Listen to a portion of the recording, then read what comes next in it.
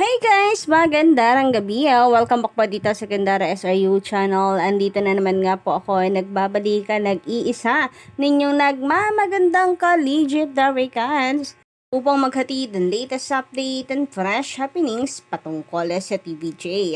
Basta mga balita na may kinalaman po sa Itbulaga, sagot na po natin yan.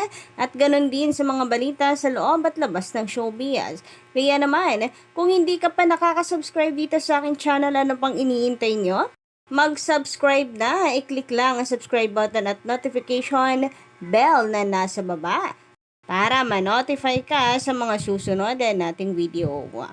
Anyway, so eto na nga dahil panibagong araw, panibago na naman pong tsikahan at balita na atin pong bibigyan ng reaksyon at komento. At ngayon ay pumapatungkol po ito sa kalabang show ng Itbulaga. Wala pong iba kundi ang It Showtime sapagkat mayroon po ngayong bulong-bulungan sa social media na lilipat di umano ang Showtime sa All TV matapos pong may mag-post sa social media ng isang katanungan kung pabor ba ang madlang people na mapanood ang Showtime sa All TV or lilipat ito sa All TV. Pero yun nga, bakit kailangan pag-usapan po ito ngayon at itanong ngayon, gayong mukhang goods naman na ang Showtime sa GMA Network.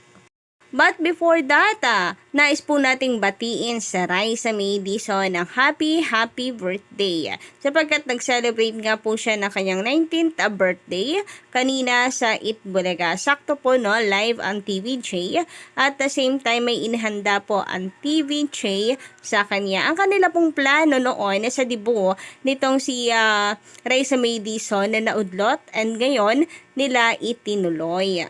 So, kitang-kita nyo po dito yung pagmamahal ng Darikad sa isa't isa. Ang TVJ, pagmamahal po nila sa kanilang co-host, pagmamahal sa mga legit Darikads. Naalala ko pa kung paano nila ipinagtanggol si Raisa May Dizon sa Tape Inc. Sapagkat nais daw di umano itong tanggalin ng nasabing producers.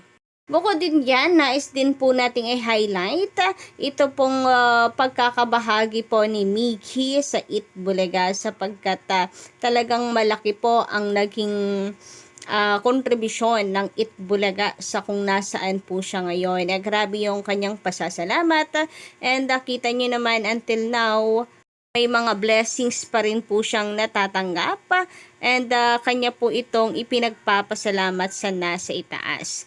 So, congratulations Miggy sa mga success mo sa buhay. At the same time, kaming mga legit Darikads ay hoping and looking forward sa iyo pang karera na tatahakin sa showbiz industry.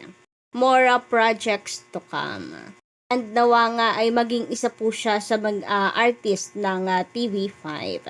Mula po kay eto ang True Itbulaga Defenders Network.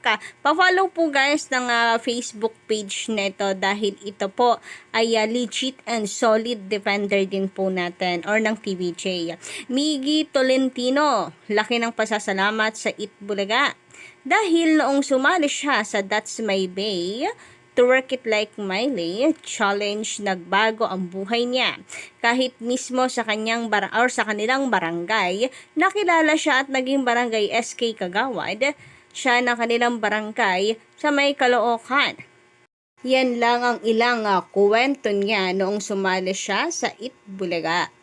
At hanggang ngayon, meron siyang show sa TV5, ang Pajak Princess. #Itbulaga, #Pajak Princess.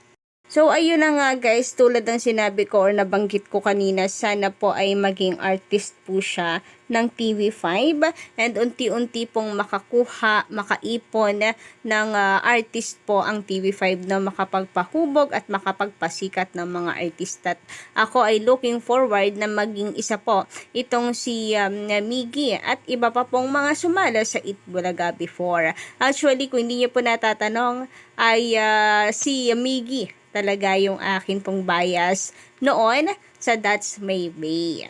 Ewan ko, pero ang lakas po ng dating niya sa akin.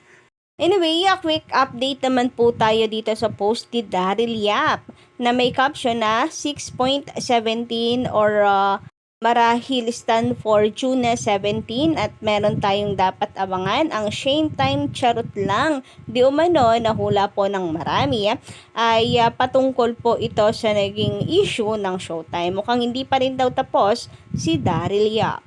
So, ano kaya ito? And marami pong mga nagko-comment na very excited na daw po sila dito sa Shame Time and hindi na sila makapag-intay pa. Samantala, ito na nga para sa sentro ng ating balita ngayong araw, nag-post ang Hola na Facebook page tungkol dito sa All TV and Showtime na kung saan naging dahilan para po pag-isipan or sumagi sa isip ng mga netizens na lilipat ang Showtime sa All TV. Kasi anong reason? Bakit kailangan itanong ito sa madlang people? Goods naman na daw ang Showtime sa GMA Network. Kasi kung ratings po ang ating titingnan, mataas naman po talaga ang kanilang ratings. Nasa 5%, 6% ang ratings nila dito sa GMA Network. Tapos nilabas pa ito after ng issue ng Showtime. So hindi tuloy mawala sa isipan ng mga tao na hindi nagustuhan ng GMA ang naging issue sa Showtime. Or di raw kaya ay hindi na i-renew pa ang kontrata ng Showtime sapagkat ang pagkakaalam po ng mga netizens ay hanggang December lang ang kanilang kontrata or ang kontrata ng Showtime sa GMA Network. So di daw kaya hanggang December na lang sila sa nasabing TV network. So sabi dito, gusto nyo bang mapanood ang Kapamilya Noon Time Show na It's Showtime sa HD sa Free TV via OLED TV? So katanungan lang naman ito. Kung gusto lang naman, kung gusto nyo daw mapanood. Pero sa Facebook page, sa comment section guys, puro yes. Ang pabor na pabor po sila na ilipat na ang Showtime sa OLED TV. Meron pa pong nagsasabi na sana nga daw upang sa gayon ay ang GMA Network makapag-focus at gumawa na ng sarili nilang noontime show at pag-focusan ang kanilang sariling artista. Kagaya nito, yes po, para ilagay ang TikTok lock sa noontime. I think it's time for GMA na dumepende sa mga talent nito. Yes na yes. Samantala sa Twitter naman or X po ngayon, ang post po nila, puro hindi pabor naman yung mga netizen or yung mga madlang people sa katanungan ito. Puro no, sagot nila, no way, hindi sila papayag. Kasi yun nga daw ay maganda na ang katayuan ng Showtime sa GMA at GTV. Meron naman nagsasabi na masyado naman daw gahaman ang Showtime na kung saan lahat na lang ng channels gusto po nilang sakupin. Ang dami na po kasi ngayon ng network na ginagamit ng Showtime, no? Tapos dadagdag pa ang All TV. And merong nagsasabi na good luck na lang sa kikitain daw ng Showtime. Baka wala na daw matira sa kanila niyan dahil maraming maghahati-hati.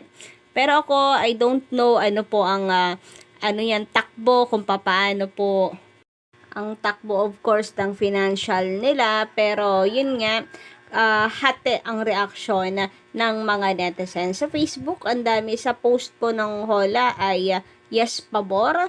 Pero sa X or sa dati pong Twitter ay mga hindi po sila pabor. Kaya naman kung kayo po ang aking tatanungin sa lahat ng mga dito ngayon na nakikinig sa ating channel, mga nakikitambay, ano po inyong masasabi or ano ang inyong sagot patungkol dito?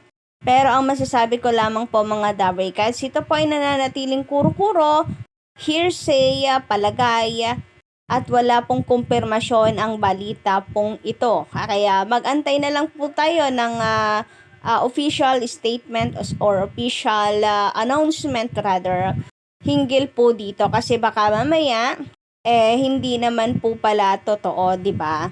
Pero ano man at least nadidinig po natin yung panig po ng mga netizens, kung ano po ang kanilang say. At syempre, kung maganda rin naman po ang katayuan or maganda po ang resulta ng Showtime sa GMA, baka yung GMA hindi rin po basta-basta pakawalan yan.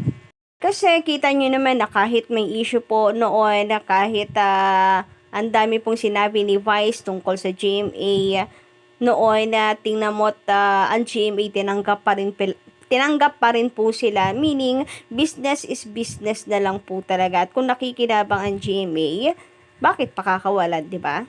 So yun lang guys sa aking update para sa gabi ito. Don't forget to click the subscribe button and notification bell for more updates.